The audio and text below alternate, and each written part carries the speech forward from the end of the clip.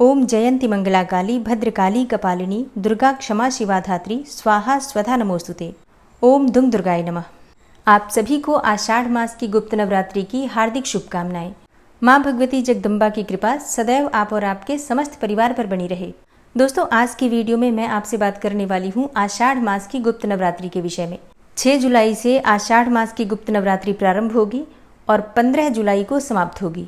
आषाढ़ मास के शुक्ल पक्ष की प्रतिपदा तिथि से नौमी तिथि तक गुप्त नवरात्रि का पर्व मनाया जाता है। अच्छा, वैसे तो लगभग सबको पता है कि गुप्त नवरात्रि क्या होती है, लेकिन अगर कोई भी ऐसा है जो कि गुप्त नवरात्रि के विषय में नहीं जानता है तो उनकी जानकारी के लिए बता दूं, वर्ष भर में 4 नवरात्रि होती हैं, 2 प्रकट नवरात्रि और 2 गुप्त नवरात्रि। प्रकट नवरात्रि आप सभी जानते हैं, शारदीय नवरात्रि जो कि आश्विन मास में आती है, और एक नवरात्रि होती है चैत्र मास की, जिसे सभी जानते हैं, मनाते भी हैं। 2 नवरात्रि जिसे हम गुप्त कहते हैं, जो कि एक माघ मास के शुक्ल पक्ष में आती है और दूसरी आती है आषाढ़ मास के शुक्ल पक्ष की प्रतिपदा से नौमी तिथि तक। अब ये जो गुप्त नवरात्रि होती हैं, इनके विषय में लगभग सभी लोग नहीं जानते हैं, मतलब बहुत ज़्यादा लोग अब तो जानने भी लगे हैं, लेकिन फिर भी बहुत से ऐसे लोग हैं जो आज भी गुप्त नवरात्रि के विषय में नहीं जानते हैं। तो गुप्त नवरात्रि, जैसा कि नाम से ही पता चलता है, इस समय में जो हम पूजा पाठ करते हैं, मंत्रों का जप करते हैं, माँ की आराधना करते हैं, वो बिल्कुल गुप्त रूप से करते हैं। और गुप्त रूप से की गई साधना से मनोकामना बहुत जल्दी पूरी हो जाती है। माँ और भक्त के बीच में जो भी बातें होती हैं, जो भी हम माँ से कामना करते हैं, जो भी हम उनसे प्रार्थना करते हैं, वो बिल्कुल गुप्त होती है, किसी से भी इस विषय में चर्चा नहीं की जाती। हाँ, अब जैसे कि बहुत से लोगों के प्रश्न आते हैं कि जब हम पूजा पाठ करते हैं तो परिवार के लोगों को तो पता चल ही जाएगा, तो क्या इससे हमारी पूजा का फल नहीं मिलता? देखिए, आपके परिवार में आप पूजा कर रहे हैं तो पता तो सबको चलेगा ही, बल्कि आपको सबको कह के पूजा करवानी भी चाहिए परिवार में, ठीक है? इससे फ़र्क नहीं पड़ता। फ़र्क कब पड़ेगा? जबकि आप कोई मंत्र जप करते हैं और उस विषय में आप बहुत अधिक बात करते हैं कि आप इस मंत्र का जप कर रहे हैं, इस कामना से कर रहे हैं या इस प्रकार से कर रहे हैं। मतलब जो भी आप मंत्र जप करते हैं, पूजा पाठ करते हैं, जिस भी कामना से कर रहे हैं, अगर आप उस विषय में बहुत अधिक बात करते हैं तो उसका प्रभाव कम हो जाता है। तो आप बिल्कुल पूजा कीजिए, मंत्र जप कीजिए, परिवार में लोग देख भी रहे हैं तो भी कोई फ़र्क नहीं पड़ता। फ़र्क तब पड़ेगा जब आप स्वयं से उस विषय में बहुत अधिक चर्चा करेंगे, ठीक है? और दूसरों से भी करेंगे, जो मिलेगा उसी को बताएंगे कि नवरात्रि में मैंने व्रत रखा है, कलश रखा है, मैं मंत्र जप करता हूँ, साधना करती हूँ। इस प्रकार की क्रियाएं जब होती हैं तो हमारी पूजा का, मंत्र का प्रभाव कम हो जाता है और हमें उसका पूरा फल नहीं मिल पाता है। तो कहने का मतलब है कि गुप्त नवरात्रि की जो साधना होती है बिल्कुल साधक और माँ दुर्गा के बीच में ही होती है। इसके अलावा कोई भी उस साधना को ना जाने, बस इस बात का आपको ध्यान रखना है, ठीक है? बाकी आप घर में पूजा करते हैं, लोग देख रहे हैं, इससे आपको कोई परेशानी नहीं होने वाली है। हाँ, आप चाहें तो अपने पति या पत्नी को बता सकते हैं, क्योंकि पति और पत्नी कभी भी अलग नहीं होते हैं, एक ही होते हैं। तो आप अपनी साधना, अपना मंत्र, अपनी कामना अपने पति या पत्नी को भी बता सकते हैं, अगर चाहे तो, मतलब ज़रूरी हो तो, ठीक है? अगर आप उनसे भी गुप्त रख पाते हैं तो और भी अच्छी बात होगी। जब आपकी कामना पूरी हो जाएगी, वैसे भी पति या पत्नी जो भी पूजा पाठ करते हैं एक दूसरे के लिए ही करते हैं, परिवार के लिए ही करते हैं, तो अपना मंत्र, अपनी साधना, अपनी कामना गुप्त रखकर, और गुप्त नवरात्रि में जब हम आराधना करते हैं, माँ की पूजा करते हैं, मंत्रों का जप करते हैं, तो जो भी हम कामना करते हैं वो माँ दुर्गा की कृपा से बहुत शीघ्र पूर्ण हो जाता है। तो वीडियो के प्रारंभ में ही मैंने आपका ये संशय समाप्त कर दिया कि आप किसको बता सकते हैं, किसको नहीं बता सकते हैं, ठीक है? अब बात कर लेते हैं कि आषाढ़ मास के शुक्ल पक्ष की प्रतिपदा तिथि कब प्रारंभ होगी, कब समाप्त होगी, और कलश की स्थापना करने का शुभ मुहूर्त क्या है। देखिए, आषाढ़ मास के शुक्ल पक्ष की प्रतिपदा तिथि प्रारंभ हो रही है 6 जुलाई को, यानी कि शनिवार के दिन। तो देखिए, प्रतिपदा तिथि प्रारंभ हो रही है 6 जुलाई को सुबह 4:27 पर और समाप्त होगी 7 जुलाई को सुबह 4:26 पर। तो सूर्योदय कालीन तिथि के अनुसार 6 जुलाई 2024 शनिवार को पहला नवरात्रि होगा। और नवरात्रि के पहले दिन घट स्थापना होती है, कलश की स्थापना की जाती है। तो कलश की स्थापना करने का जो शुभ मुहूर्त है सुबह 5:29 से सुबह 10:07 तक, कुल अवधि होगी 4 घंटे 38 मिनट की। तो इसी समय में कलश की स्थापना आप कर सकते हैं। मान लीजिए कि आप इस समय में नहीं भी कर पाते हैं तो 11:58 से और दोपहर 12:54 तक ये अभिजीत मुहूर्त का समय रहेगा और कुल अवधि रहेगी 56 मिनट की। तो ये 56 मिनट यानी कि लगभग 1 घंटे का समय है, जिस समय में आप चाहें तो कलश की स्थापना कर सकते हैं। अब जैसे कि बहुत से भक्तों के प्रश्न आते हैं कि क्या कलश की स्थापना करना आवश्यक है? देखिए, अगर नवरात्रि में हम पूरे 9 दिन माँ की आराधना करते हैं तो कलश की स्थापना कर लेनी चाहिए। क्योंकि देखिए, कलश की स्थापना करने में कोई बहुत ज़्यादा खर्चा नहीं है आपको एक पात्र लेना है, उसमें जल भरना है। जिस प्रकार से हम नवरात्रि में कलश की स्थापना करते हैं, सिक्का, सुपारी और लौंग, इलायची, हल्दी साबुत, बस इतना डाल दीजिए, 5 चीज़ें, और डालकर आप कलश की स्थापना कर दीजिए। पंच पल्लव अगर आपके पास हो, आम के पत्ते या अशोक के पत्ते या फिर पान के पत्ते, इनका प्रयोग कर सकते हैं। इसके ऊपर ही आपको एक पूर्ण पात्र रखना है, मतलब एक कोई भी प्लेट रख दीजिए, कटोरी रख दीजिए या फिर मिट्टी का पात्र रख दीजिए, उसमें चावल भरकर और उसी के ऊपर नारियल की स्थापना कर दीजिए। कलश की स्थापना करने से पूजा का कई गुना फल हमें प्राप्त हो जाता है, क्योंकि कलश की स्थापना जब हम करते हैं तो संकल्पित हो जाती है हमारी पूजा, और फिर देवता हमारी पूजा की रक्षा करते हैं। ठीक है, तो किसी भी प्रकार की विघ्न बाधा नहीं आती है अगर हम कलश की स्थापना करके और संकल्प के साथ अपनी पूजा का प्रारंभ करते हैं। तो वैसे तो कलश की स्थापना करें तो अत्यंत ही श्रेष्ठ होगा, लेकिन मान लीजिए कि आप कलश की स्थापना नहीं कर पा रहे हैं किसी भी कारणवश, तो भी परेशान होने की आवश्यकता नहीं है। आप बिना कलश की स्थापना किए भी पूजा कर सकते हैं, कोई दिक्कत नहीं है। सुबह शाम दोनों समय आपको पूजा करना है, मतलब सुबह और शाम की पूजा अत्यंत अनिवार्य है। सुबह और शाम दोनों समय माँ की आरती की जाएगी। सुबह और शाम दोनों समय माँ के निमित्त आप भोग लगाएंगे और घर में धुनी करेंगे। ठीक है। अच्छा, धुनी करने के लिए आपको बहुत कुछ नहीं चाहिए होता है, आपको लोबान चाहिए और इसके साथ ही आपको थोड़ा सा गूगल चाहिए, और गाय के गोबर के कंडे मिल जाते हैं प्रज्वलित करके, और एक पात्र में उसे रख दीजिए। उसी के ऊपर थोड़ा सा गूगल और लोबान रखकर और इसे धुनी के स्वरूप में पूरे घर में घुमा दीजिए। इससे आपके घर में किसी भी प्रकार की नकारात्मक ऊर्जा नहीं आती है और देवी देवताओं की विशेष कृपा आपको प्राप्त होती है। और हाँ, पितरों की कृपा भी प्राप्त हो जाती है जब घर में धुनी की जाती है। तो वैसे तो धुनी करना आसान है, कोई मुश्किल नहीं है। मान लीजिए आप नहीं कर पाते हैं, तो ऐसी अवस्था में कपूर और लौंग प्रज्वलित करके भी पूरे घर में आप घुमा सकते हैं। उसी से माँ की आरती कर लीजिए कपूर और लौंग से, और फिर उसे पूरे घर में आप घुमाइए, जिससे कि घर में सकारात्मक ऊर्जा हमेशा आपके घर में बनी रहे। ठीक है, तो कपूर और लौंग तो आपको सुबह और शाम दोनों समय प्रज्वलित करना जरूरी है, लेकिन अगर आप धुनी करते हैं तो एक समय भी, चाहे सुबह या फिर शाम, किसी भी समय कर सकते हैं। अब बात करें पूजा विधि के बारे में, तो देखिए, पहला दिन यानी कि 6 जुलाई को प्रातःकाल जल्दी उठ जाइए। जहाँ पर भी आपको माँ की पूजा करनी है, जैसे कि आप चाहें तो अलग से चौकी लगा सकते हैं, और अगर चौकी नहीं लगा पाते हैं तो अपने घर के मंदिर में भी जहाँ पर माँ विराजित हैं वहीं पर पूजा कर सकते हैं। ठीक है, तो चौकी लगाना ना लगाना ये पूरी तरह से आपकी अपनी इच्छा पर निर्भर करता है। नवरात्रि से एक दिन पहले घर के मंदिर की साफ सफाई कर लीजिए। जहाँ पर भी आपको पूजा करना है उस स्थान की साफ सफाई कर लीजिए। अपने घर की भी पूरी तरह से अच्छी तरह से साफ सफाई कर लीजिए, क्योंकि पूरे 9 दिनों के लिए, या यूँ कहें कि इस बार तो नवरात्रि 10 दिन की है, तो पूरे 10 दिनों के लिए माँ दुर्गा का आगमन आपके घर में हो रहा है। तो आपके घर में माँ विराजित हो रही हैं पूरे 10 दिनों के लिए। ऐसी अवस्था में अमावस्या के दिन ही अपने घर की साफ सफाई कर लीजिए, अपने घर के मंदिर की साफ सफाई कर लीजिए, और फिर सुबह यानी कि नवरात्रि के पहले दिन स्नान इत्यादि करने के बाद आप कलश की स्थापना कर लीजिए, या फिर बिना कलश की स्थापना भी पूजा करना चाहते हैं तो सुबह जल्दी उठकर और घर के मंदिर में धूप दीप जलाकर और माँ की आराधना कर लीजिए। अच्छा, पूजा की विधि बिल्कुल वही होती है जिस प्रकार से हम नवरात्रि में करते हैं, मतलब प्रकट नवरात्रि में हम जिस प्रकार से माँ की आराधना करते हैं, पूजा बिल्कुल उसी प्रकार से होती है। धूप दीप अक्षत पुष्प, इन्हीं चीज़ों से माँ की पूजा होती है। पान के पत्ते आप चाहें तो सुबह और शाम दोनों समय अर्पित कर सकते हैं। अच्छा, पान के पत्ते पर 1 बतासा, 2 लौंग रखकर और माँ को दोनों समय आप भोग में अर्पित कीजिए। ठीक है, ये रोज करना है आपको पूरे 9 दिनों तक। गुप्त नवरात्रि में माँ दुर्गा का ये विशेष प्रिय भोग होता है। इसके अलावा भी आप चाहें तो फलों का भोग लगा सकते हैं, मिठाई का भोग लगा सकते हैं। ये पूरी तरह से आपकी अपनी इच्छा पर और क्षमता पर निर्भर करता है। लेकिन ये जो पान के पत्ते पर लौंग बताशे का भोग लगाया जाता है, ये अत्यंत आवश्यक होता है, जरूर लगाना चाहिए अगर उपलब्ध हो तो। कई भक्तों के प्रश्न होते हैं कि अगर हमें हर रोज पान के पत्ते ना मिले तो क्या करें। तब ऐसी अवस्था में आप सिर्फ लौंग बताशे का भी भोग लगा सकते हैं, एक पात्र में रखकर। ठीक है, किसी भी बर्तन में, किसी कटोरी में रखकर, और माँ को बताशे और लौंग का भोग आपको सुबह शाम दोनों समय लगाना है। इस भोग का क्या करें, ये भी प्रश्न आता है आपका। देखिए, भोग जो माँ को चढ़ता है वो प्रसाद होता है हमारे लिए। पूजा समाप्त होने के बाद परिवार के सभी सदस्यों में वितरित करके आप स्वयं ग्रहण कर सकते हैं, बताशा भी और लौंग भी।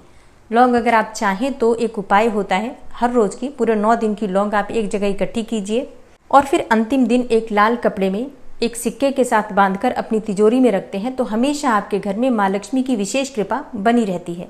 मतलब स्थिर लक्ष्मी का वास आपके घर में हो जाता है। तो बताशा आप प्रसाद स्वरूप ग्रहण कर लीजिए, परिवार के सदस्यों में वितरित कर दीजिए, और लौंग हर रोज की वहीं मंदिर पर एकत्रित करते जाइए। अंतिम दिन अपने घर के लॉकर में, तिजोरी में आप रख सकते हैं। अब यहीं पर आपके एक और प्रश्न का उत्तर दे दूं। जैसे बहुत से भक्तों के प्रश्न होते हैं कि पिछली नवरात्रि में जो हमने लौंग रखा था उसका क्या करें। देखिए, इससे पहले कि नवरात्रि में जो आपने लौंग रखा है उसे निकालकर और विसर्जित कर दीजिए। अच्छा, नवरात्रि की संपूर्ण पूजा विधि मैं आपसे शेयर नहीं कर रही हूँ, मतलब पूरे एक एक चीज़ आपको इसलिए नहीं बता रही हूँ क्योंकि लगभग नवरात्रि की पूजा आप सभी जानते ही हैं। लेकिन अगर आप में से कोई भी है जो नवरात्रि की पूजा नहीं जानता है तो कमेंट बॉक्स में लिखें, कल आपको वीडियो संपूर्ण रूप से पूजा विधि की मिल जाएगी। ठीक है, अब बात करें कि पूजा का समय क्या होगा। देखिए, गुप्त नवरात्रि में भी पूजा का समय तो वही होता है। सुबह आप सूर्योदय से पहले उठ जाइए, स्नान कर लीजिए और पूजा कर लीजिए। शाम को भी आप जैसे हम दिया बाती करते हैं समय पर, उसी समय पर आरती की जाएगी माँ की और उसी समय पूजा करेंगे। एक और चीज़ होती है विशेष साधना, जैसे कि अगर आप बहुत अधिक संख्या में मंत्रों का जप करना चाहते हैं या कोई विशेष सिद्धि चाहते हैं तो इसके लिए आपको ब्रह्म मुहूर्त में या फिर देर रात्रि में, जैसे कि 9 बजे 10 बजे के बाद माँ की साधना, माँ के मंत्रों का जप करना चाहिए। क्योंकि रात्रि की साधना बहुत महत्वपूर्ण मानी जाती है नवरात्रि में। नवरात्रि में रात्रि साधना ही महत्वपूर्ण होती है। तो अगर आप कोई विशेष मंत्र जपना चाहते हैं, किसी भी विशेष मंत्र को सिद्ध करना चाहते हैं या कोई बहुत बड़ी मनोकामना है, चाहते हैं बहुत जल्दी पूरी हो जाए, तो इसके लिए आवश्यक है कि आप ब्रह्म मुहूर्त में उठें और उसी समय उठकर स्नान इत्यादि करके और माँ की साधना, आराधना, मंत्रों का जप, पूजा ये सब कर लीजिए। सूर्योदय होने से पहले आपकी पूजा पूर्ण हो जाए, बस इस बात का ध्यान रखिए। इसी प्रकार से अगर आपको ब्रह्म मुहूर्त में नहीं उठना संभव हो पाता है तो ऐसे में आप रात्रि में कर सकते हैं। जैसे कि जब आप अपने घर के रूटीन वर्क से फ्री हो जाते हैं तब उसके बाद से स्नान कर लीजिए, साफ स्वच्छ वस्त्र धारण कर लीजिए और फिर आसन लगाकर माँ के सामने बैठकर और जितना भी मंत्र जपना चाहते हैं मंत्र जप कर सकते हैं। अच्छा, अब मंत्र जप कौन सा करें, कैसे करें और किस विधि से करें। देखिए, पहले दिन, नवरात्रि के पहले दिन आपको जिस भी मंत्र का जप करना है उस मंत्र का संकल्प लेना है। ठीक है, माँ के सामने शुद्ध घी का दीपक जलाकर और उनकी विधि विधान से पूजा करने के बाद आपको संकल्प लेना है कि आप इस मंत्र का इतनी संख्या में और इस कामना से जप करना चाहते हैं। माँ की कृपा आपको प्राप्त हो ताकि आप अपनी कामना को पूर्ण करने के लिए जो मंत्र जप कर रहे हैं आपका वो मंत्र सिद्धि को प्राप्त हो और आपकी साधना, आराधना निर्विघ्न पूर्ण हो जाए। इसके लिए माँ से प्रार्थना करके हम मंत्र का संकल्प लेते हैं और माँ के सामने प्रार्थना करते हैं कि वो हमारी साधना को पूर्ण करने में हमारी मदद करें। फिर इसके बाद आप एक समय निर्धारित करते हैं कि आप सुबह मंत्र जप करेंगे या फिर शाम को करेंगे या फिर रात्रि में करेंगे, ब्रह्म मुहूर्त में करेंगे।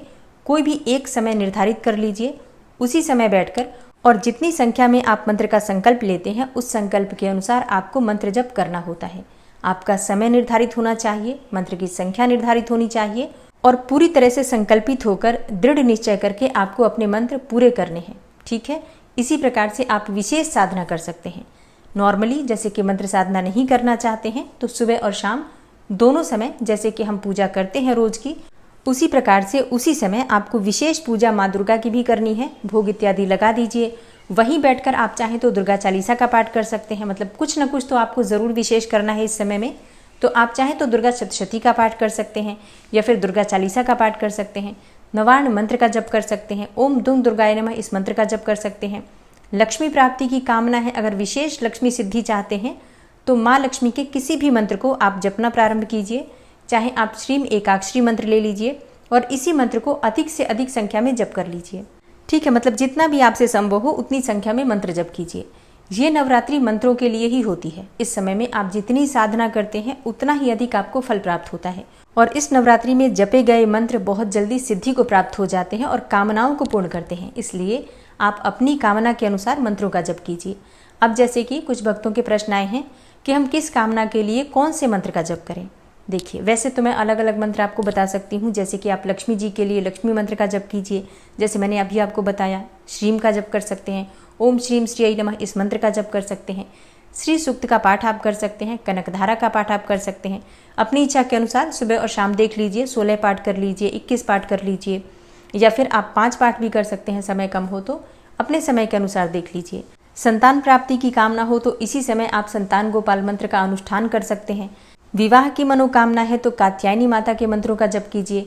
जैसे कि अगर आप कन्या हैं और आपको वर की कामना है, योग्य वर की कामना है, तो आपको कात्यायनी माता के इस मंत्र का जप करना है। कात्यायनी महामाये महायोगिनी यधीश्वरी नंद गोप सुतम देवी पति में कुरुते नमः इस मंत्र का जप आपको करना है। और अगर आपको सुंदर और योग्य पत्नी की कामना है तो ऐसे में आपको इस मंत्र का जप करना है। पत्नी मनोरमां देहि मनोवृत्तानुसारिणीं तारिणीं दुर्ग संसार सागरस्य कुलोद्भवाम। ये दोनों मंत्र दुर्गा सप्तशती के मंत्र हैं। इन मंत्रों को जपने से योग्य जीवन साथी की प्राप्ति होती है। ठीक है, योग्य जीवन साथी की, जो कि माँ भगवती को पता होता है कि आपके लिए योग्य क्या होता है। ठीक है, तो माँ पर भरोसा करके आप इस मंत्र का जप कर सकते हैं। अगर आप विद्यार्थी हैं, शिक्षा में सफलता पाना चाहते हैं, तो इसी समय में नवरात्रि में आप माँ सरस्वती के बीज मंत्र का जप कर सकते हैं। एम, ये माँ सरस्वती का बीज मंत्र है। इस मंत्र को जपने से सरस्वती माता की कृपा आपको प्राप्त हो जाती है, वाणी सिद्ध हो जाती है, स्मरण शक्ति बढ़ती है। मतलब माँ सरस्वती की कृपा जिसे प्राप्त हो जाए, फिर विद्या की और बुद्धि की किसी भी चीज़ की कमी आपको नहीं रह जाती है, सभी चीज़ें आपको प्राप्त हो जाती हैं। तो देखिए, वैसे तो आप चाहें तो अपनी कामना के अनुसार आप इनमें से किसी भी मंत्र का जप कर सकते हैं, लेकिन नवरात्रि में एक महामंत्र होता है, नवार्ण मंत्र, ओम ऐं ह्रीं क्लीं चामुंडाय विच्चे, ओम ऐं ह्रीं क्लीं चामुंडाय विच्चे। इस मंत्र का अगर आप जप करते हैं तो किसी भी प्रकार की आपकी कामना हो, धन प्राप्ति की, संतान प्राप्ति की, विवाह की, जीवन में सफलता पाना चाहते हो, नौकरी में व्यापार में सफलता पाना चाहते हो, सिद्धि पाना चाहते हो, मतलब कहा जाता है ना, अर्थ धर्म काम और मोक्ष, चारों पदार्थों की प्राप्ति इस एकमात्र महामंत्र से हो जाती है। तो आपकी कोई भी कामना हो, इसी मंत्र का जप कर लीजिए। जितना हो सके अधिक से अधिक संख्या में इस मंत्र का जप करने का प्रयास कीजिए। लेकिन हाँ, आप किस कामना से मंत्र जप कर रहे हैं, इसका संकल्प लेकर ही आपको मंत्र जप प्रारंभ करना है। अब एक चीज़ का आपको ध्यान रखना है, नवरात्रि है तो नियम पालन जरूर करना है। व्रत करना ना करना ये पूरी तरह से आपकी अपनी इच्छा पर निर्भर करता है। आप बिना व्रत किए भी पूरी नवरात्रि में माँ दुर्गा की पूजा कर सकते हैं। लेकिन अगर आप व्रत करना चाहते हैं नवरात्रि में तो बिल्कुल कर सकते हैं। अगर आप अखंड दीपक जलाना चाहते हैं तो बिल्कुल जला सकते हैं। नवरात्रि में अखंड दीपक जलाना अत्यंत ही श्रेष्ठ होता है। जवारे भी बो सकते हैं। मतलब जो हम प्रकट नवरात्रि में करते हैं वो सभी चीज़ें आप इस नवरात्रि में भी कर सकते हैं। बस ध्यान इतना रखना है कि अपना मंदिर या अपनी चौकी जहाँ पर स्थापित करते हैं वहाँ पर पर्दा लगा कर रखिए। आते जाते हर किसी की नज़र आपके मंदिर पर, आपकी चौकी पर नहीं पड़नी चाहिए। अब जैसे कई भक्तों के प्रश्न आते हैं कि क्या कलश की स्थापना करना जरूरी है, ज्वारे बोना जरूरी है, अखंड दीपक जलाना जरूरी है? नहीं, जरूरी कुछ भी नहीं है। आप चाहें तो कर सकते हैं। अगर नहीं सुविधा है आपके पास तो बिल्कुल सिर्फ सच्चे मन से माँ की आराधना करते रहिए। 9 दिनों तक सात्विक रहिए। ठीक है, सात्विक भोजन होना चाहिए। लहसुन प्याज का सेवन नवरात्रि में आपको नहीं करना है। ब्रह्मचर्य का पूर्ण रूप से पालन करना है। नवरात्रि में किसी भी प्रकार से आपको झूठ नहीं बोलना है, चोरी नहीं करना है, किसी की भी निंदा चुगली आपको नहीं करना है। इसके अलावा किसी भी प्रकार से आपको क्रोध नहीं करना है। ठीक है, अगर आपने इन बातों का ध्यान रख लिया तो नवरात्रि में की गई छोटी सी पूजा का फल भी आपको बहुत अधिक प्राप्त हो सकता है। अब एक और प्रश्न होता है कि हम पीरियड्स में हैं, कैसे नवरात्रि में पूजा करें, या फिर बीच में पीरियड्स आ जाए तो क्या करें। देखिए, अगर आप पीरियड्स में हैं, अभी पीरियड्स में हैं और नवरात्रि प्रारंभ हो रही है तो ऐसी अवस्था में आपके घर का कोई भी सदस्य हो उससे आप पूजा प्रारंभ करवा सकते हैं। अगर आप अकेले ही हैं तो आप जब शुद्ध हो जाते हैं उसी दिन से पूजा प्रारंभ कर दीजिए। अगर आपने पूजा प्रारंभ कर दी है और बीच में पीरियड्स हो जाते हैं तब ऐसी अवस्था में आपको पूजा मानसिक रूप से करना है और आपकी पूरी 9 दिन की पूजा मानी जाएगी। ठीक है, लेकिन आप मानसिक रूप से उन सभी मंत्रों का जप करेंगे। बोलकर उच्चारण करके हम मंत्र जप नहीं करते हैं पीरियड्स में, हम मानसिक रूप से जप कर सकते हैं या फिर हम सुन सकते हैं मोबाइल पर। नियम पालन उसी प्रकार से किया जाएगा जैसे कि आप प्रारंभ करते हैं पहले दिन से। ठीक है, तो पीरियड से बहुत अधिक फर्क नहीं पड़ेगा। बस इतना कि आप कार्मिक पूजा नहीं कर पाएंगे, बाकी मानसिक पूजा आप निरंतर करते रहिए, आपको उतना ही फल मिलेगा। अब देखिए, 6 जुलाई से 15 जुलाई तक गुप्त नवरात्रि रहेगी। इस समय में जिससे जितना हो सके उतना माँ की पूजा आराधना करने का प्रयास कीजिए, जितना भी आपसे संभव हो सके। और हाँ, गुप्त नवरात्रि में माँ दुर्गा के 9 स्वरूपों के अलावा 10 महाविद्याओं की भी पूजा की जाती है। तो हर रोज की पूजा विधि और हर रोज की जो कथा होती है, महाविद्याओं की पूजा आपको किस प्रकार से करना है और 9 स्वरूपों की पूजा आपको किस प्रकार से करना है, ये सभी जानकारी आपको प्रतिदिन मिल जाएगी। तो आप लोग चैनल से जुड़े रहिए। तो वैसे तो वीडियो थोड़ी लंबी हो गई है, लेकिन इस वीडियो में आपको आपके सभी प्रश्नों के उत्तर मिल जाएंगे। और हाँ, इसके अलावा भी अगर आपका कोई प्रश्न हो तो कमेंट बॉक्स में ज़रूर लिख दीजिए। समय रहते आपके प्रश्नों के उत्तर मिल जाएंगे। मिलती मैं आपसे अगली वीडियो में, तब तक के लिए जय श्री राधे।